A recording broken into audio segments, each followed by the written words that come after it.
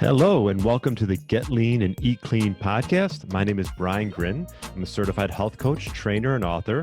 And this podcast is for middle-aged men and women looking to optimize their health and get their bodies back to what it once was 10 to 15 years ago. I will give you simple, actionable items to get long-term sustainable results. Thanks for listening and enjoy the show.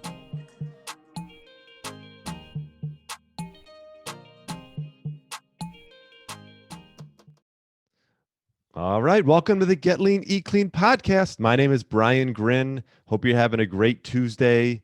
I am, and I want to just talk a little bit about sleep and optimizing it because with all my guests that I have coming on, it's like the number one principle that it continues to come up. And really, most everything else doesn't matter that much, if you're not getting quality sleep, because fragmented sleep, like 10 hours of fragmented sleep, is not as healthy as getting 7 hours of decent restorative sleep. So, what are some best practices when it comes to getting some quality sleep? I'm going to go through that today. So, get your pen and paper out, and here we go. Number one, minimize artificial light after dark. I'm sure you've heard this. You have blue light coming from all your screens, like cell phones, laptops, even television. I was lucky to never grow up with a television in my room. And so I have no really desire to watch much before bed. But if you do, you could put on some blue light glasses if you really want to watch something, or you have to be on your phone for something. There's a ton of different companies out there, and you can minimize the blue light with some blue light glasses. Also, if you need like a night light, a Himalayan salt lamp, very relaxing. You can meditate with it or just leave it on if you got to get up in the middle of the night. So check out a Himalayan salt lamp. I really love those.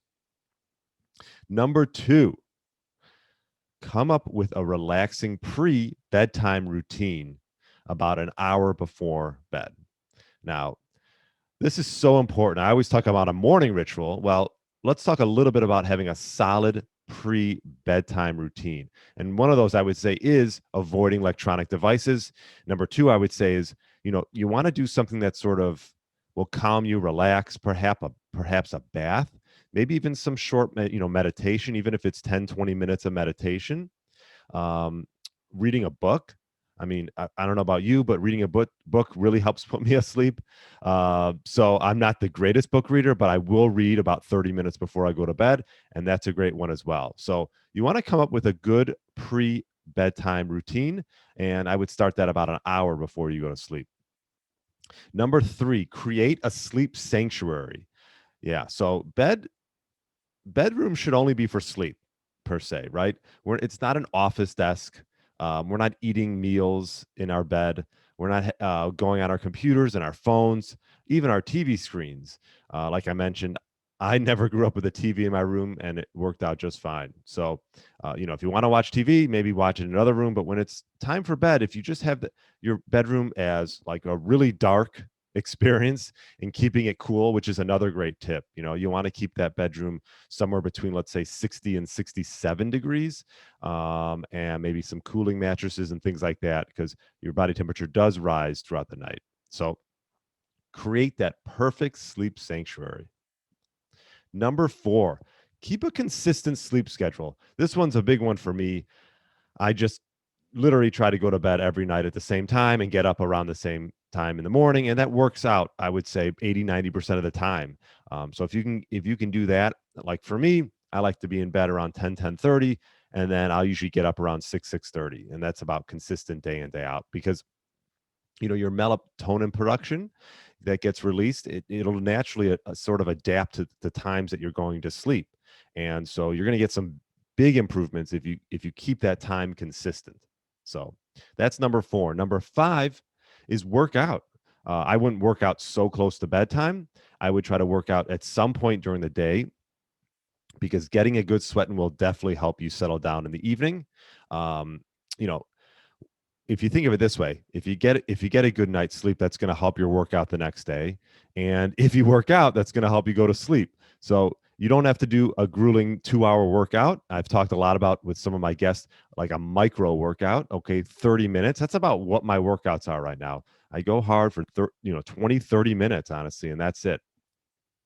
So get a workout in. That will help you your sleep for sure. Number six, and I know Some people really love these beverages. Caffeine, I know some of you probably have enough caffeine that you're so used to it, you could probably drink it all day and not even realize it, which is not a good thing. So I would definitely recommend taking a few days off of caffeine and not rely too much on it.